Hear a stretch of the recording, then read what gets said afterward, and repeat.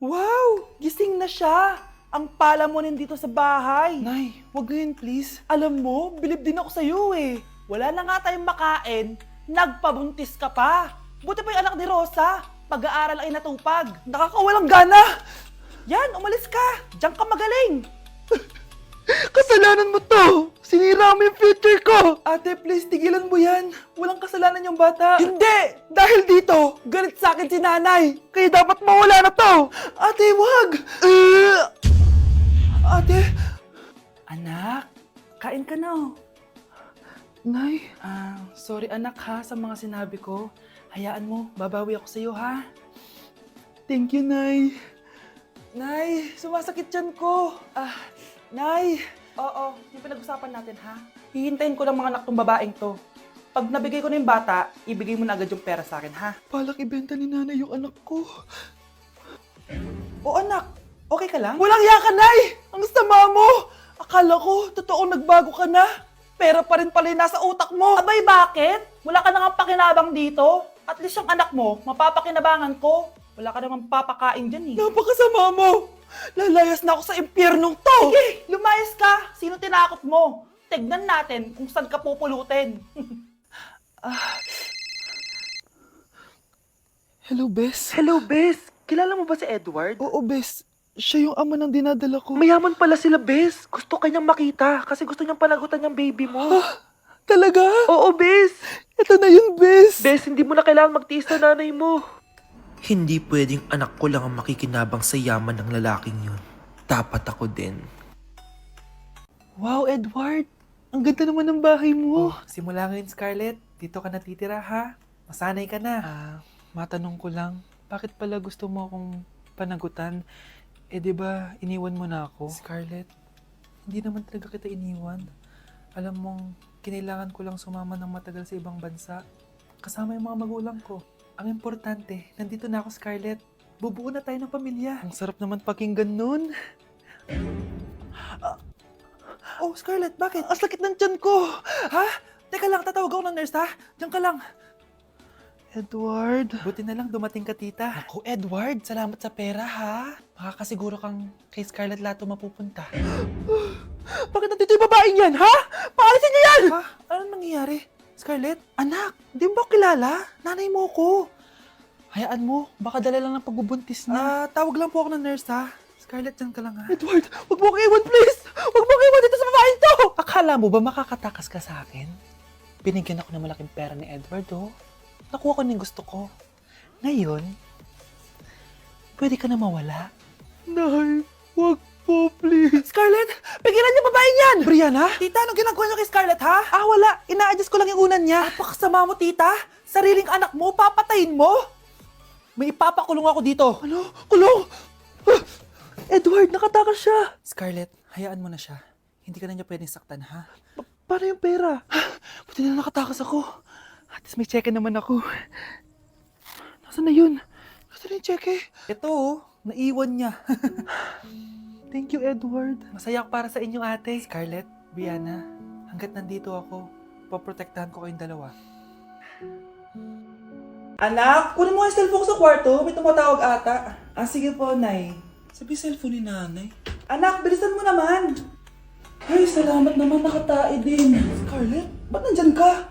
Eh, di ba pinukuha ko sa cellphone ko? Pinagsasabi mo, Nay. Kanina pa ako dito sa loob. Nay, eto na po cellphone niyo. Sino yan, Nay? Bakit kamukha ko? Teka lang, bakit dalawa kayong Scarlett? Nananaginip pa ako? Nay, ako yung totoong Scarlett. Ha? Sinungaling! Ako to, Nay, ang totoong Scarlett. Sandali nga! Hindi na ako tutuwa sa inyong dalawa, ha?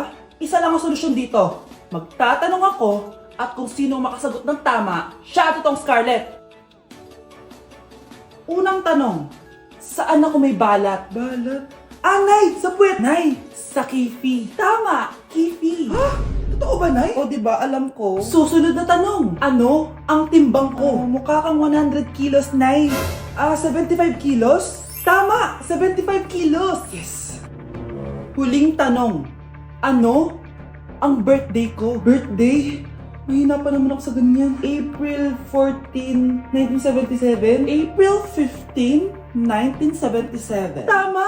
Ikaw nga ang totoong Scarlett!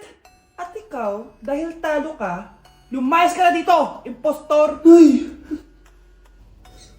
Sino ba kasing Scarlett na yun? Bakit kamukha ko siya? Anak, kilalang kilala mo talaga ako, no? Siyempre naman, Nay. Anak mo ko eh. Worth it lahat ng pagpaparetoke ko dahil sinira mo ang mukha ko noon. Ngayong napaniwala na kita, gaganti na ako sa'yo. Nay! Impostor? Bakit nandito ka, ha? Walang iya ka? Bakit mo ako ginagaya, ha? Baka nakakalimutan mo. Nanay mo ang sumira ng mukha ko. Ha? Wow! Hoy, Sofia! Tandaan mo! Katulong ka dito, di ba? Huwag kang paupa-upo lang dyan. Ma'am. Kakatapos ko lang po maglinis. Nagpapahinga lang po ako. Talaga sumasagot ka pa sa amo mo, ha? Nay! Ang dumi pa dito, oh! Hindi niya ginagawa ng maayos yung trabaho niya. Walang iya ka? Madumi pa pala dito? At nakuha mo pang magpahinga dyan? Paano nangyari yun? Ma'am, nilinis ko na po yan. Maniwala po kayo. Oh, eto. Yung mukha ko! Ang sakit! Ayan, pati mukha mo, dudumi na. Umalis ka na dito! Tatanggalin na natin ha. Buti na lang talaga mabilis kang gumaling. O ayan, kuhang-kuha yung mukha ng pinapagaya mo. Dok, kamukha ko nga siya. Pinag-ipunan ko talaga to. Nagtataka lang ako, yung ibang tao, mga artista yung pinapagaya ang mukha. Eh yung sa'yo parang normal na tao lang yung pinagaya mo. Dok, may kailangan lang akong gawin. Kung ano man yan, mag-ingat ka ha. Ano? Ikaw si Sofia? Napakawalang ya mo din eh, no? Niloko mo pa kami! Mas walang ya kayo, mga hayop! Nay, baka gusto niya ulit mabuhusan ng asido sa mukha? Asido? Gusto mo ng round 2? O eto, round 2! Sige, ibuhos mo! Naka-live ako, oh. Ipakita nyo kung sino talaga kayo! Ano? Alisin mo yan. Ano? Takot na kayo, no? Tignan ko na lang kung hindi kayo masisira sa mga tao. Hindi kami pwede masira.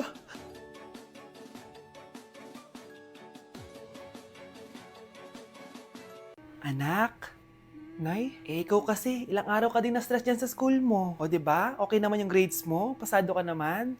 Huwag ka masyado ma-pressure, anak. Di naman kita pina-pressure. Ang importante lang naman sa akin, gawin mo lang ang best mo. Gusto ko mag-enjoy ka sa buhay mo, anak, ha? I love you. Aww, I love you, Nay. Anak? Oh, Nay, gising ka pa? May ibibigay lang ako sa'yo.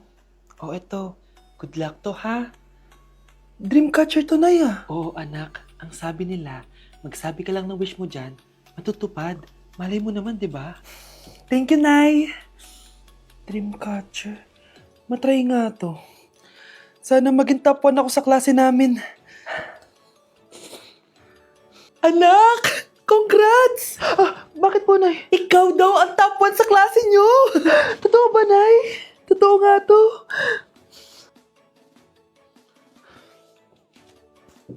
O anak, saan ka galing? Nag-apply ako sa trabaho. Ayoko naman maging pabigat sa inyo habang buhay. Sana makabawi na ako sa inyo. Ba't di mo nalang i-wish yan sa Dreamcatcher? Malay mo naman, di ba? Oo nga no, Nay. Nay! Tanggap na ako sa trabaho! Ang laki pa ng sahod ko! O, di ba? Sabi ko naman sa'yo, anak eh. Deserve mo yan. Nay, sa wakas, makakabawi na rin ako sa inyo. Bes, alam mo, ang yaman mo na. Bakit di ka pa mag-asawa? Ay naku, Bes. Kung may magkakagusto man sa akin, ang gusto ko, mabait at responsable. Parang si Joshua. Naku, Bes. Si Joshua pa. Puro trabaho yan. Hi Scarlett, pwede ba tayong mag-lunch together mamaya? Sure, sige. Siyan ba? Ayun. Oh, yan ay simula na love story nyo, ha? Ay, mahal. Grabe. Natupad na natin yung mga pangarap natin. May anak tayo. May malaki tayong bahay. May maayos tayong trabaho. Ay, sa wakas. Proud ako sa ating dalawa, mahal.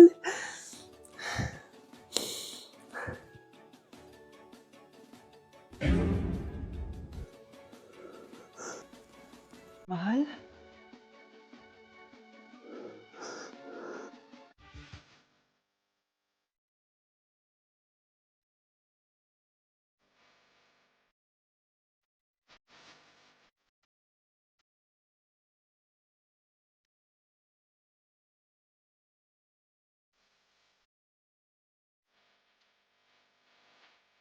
trigger warning, kung takot kayo sa tahi, huwag niyong papanoorin to. So may nag-comment, bago ko sagutin yan, gusto ko lang sabihin na Happy New Year everyone! Tapos na yung 2024. So, answering the question, ano po yung nasa labi niyo? Tinahi po yung labi ko. Ang ginawa pong surgery sa akin is lip reduction surgery. So, pang 5 araw na to guys, and as you can see, hindi ko na ilalapit kasi baka matakot talaga kayo. Bakit ako nagpa-lip reduction surgery? First of all, siguro lahat naman tayo may insecurity. And kung di nyo napapansin, malaki talaga naturally yung labi ko. Mas malaki yung sa taas compare sa baba. So, hindi siya proportion. Actually, dapat hindi ko na siya itutuloy. Pero may isang bagay kung bakit ko siya tinuloy. And yung number 2 reason ko is palagi ko siyang nakakagat whenever na kumakain ako. So, dahil nga malaki yung labi ko, marami laman sa loob. So, kapag ngumunguya ako, nakakain ko siya. Ang tendency, hindi nawawala yung singaw ko. And lumalaki yung singaw ko kasi palagi ko siyang nakakagat. Imagine, hindi lang isa, hindi lang dalawa ko siya beses nakakagat, kundi siguro mga 5. Ganun kalala. So, dugong-dugo talaga. Kaya tinuloy ko na rin siya para finally mabawasan na yung laman niya sa loob at sana hindi ko na siya makagat in the future. Pero syempre, para mas maging confident na rin ako sa mga pictures. Kung nagtataka kayo kung bakit after Pasko or December 26 ako nagpa-surgery, is yun yung earliest na appointment na pwede yung doctor ko. And yun na yung ginrab ko since kailangan kong gumaling before ako bumalik sa school. Kasi di naman ako pwedeng bumalik sa school na nang ganito yung sitwasyon ng bibig ko. Paano ako magre-report, diba? Ito na ata yung sinasabi nilang New Year, New Me. So yun lang naman guys. Again, happy New Year. Wishing you all the best in 2025. Babalik na ako sa content ko. Promise, pag gumaling na talaga to. Bye-bye.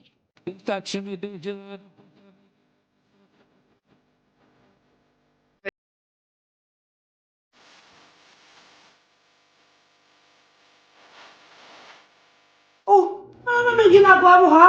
Imbis na mag-aral ka, kung ano yung ginagawa mo. Anay, gusto kasi ito sa TikTok. Akin na nga yan, ako gagawa.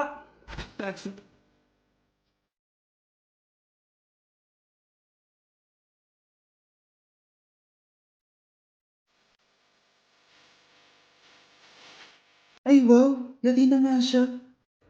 Nay, sorry. Napagastos ka pa tuloy sa pagpapa-hospital sa akin. Ano ka ba anak? Nawala na nga sa akin yung kuya mo, di ba? Ayoko namang mawala ka din sa akin. Hello po, good morning. Dok, ano po balita? Makakalabas na po ba si Scarlett bukas? Ma'am, may good news po ako. Pwede na po lumabas si Scarlett bukas. Salamat sa Diyos! Hindi na ako magiging pabayang ina.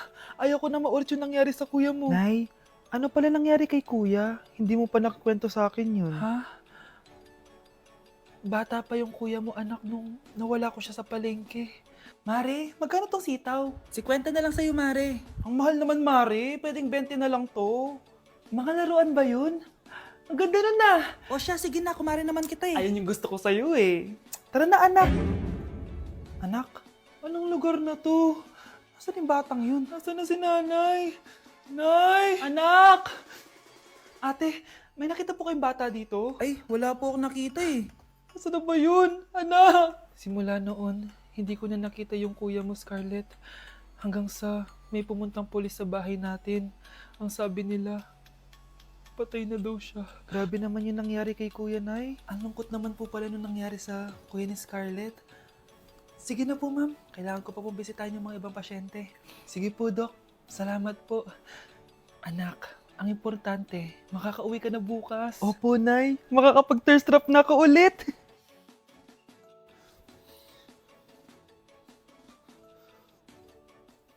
Anak, tara na, uwi na tayo. Nay, may pinapabigay pala si Doc sa'yo. Oh, ano naman kaya to?